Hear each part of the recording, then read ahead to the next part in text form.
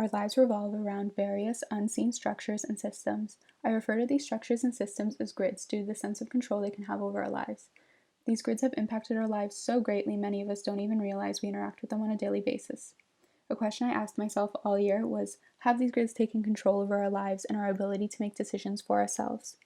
The progression of my work over the past few months brings to light the amount of control we have in our lives.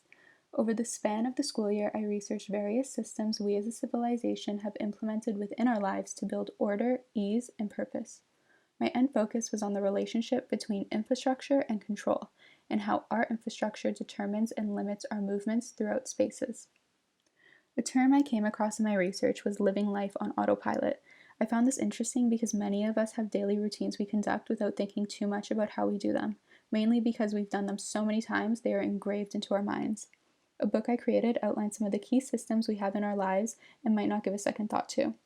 In the book, I outline these systems, or grids as I like to call them, and question if they add value to our lives or not. This got me thinking about where we live and how we design spaces. I started to look at how our infrastructure controls and limits our movements. I did this by recording my own movements to see if I could spot patterns within them. An artist I was inspired by is Gwen McGregor. I was inspired by her GPS series videos and how, although there were no underlined maps in the video, her movements formed one. I was inspired to record 3 different methods of movements in subdivisions and city parks. The methods I used were walking, driving, and animal. I wanted to show the contrast in paths formed between all these methods. What I found out was that driving restricts your movements to a specific space, however, walking provides more freedom, but not that much more freedom due to the fact that we still follow pre-made paths, such as sidewalks. I wanted to explore another form of movement that had no rules and wasn't concerned with boundaries, however, was still familiar with structures within that environment. That's how I came across recording cats. The results of the cats showed many spaces that we do not use due to the fact that there are no paths, sidewalks, or roads within them. This made me question if we have evolved to become so dependent on the grid that we cannot function without it. I therefore created a website with different puzzles that had no end result, all made out of compositions of my movements.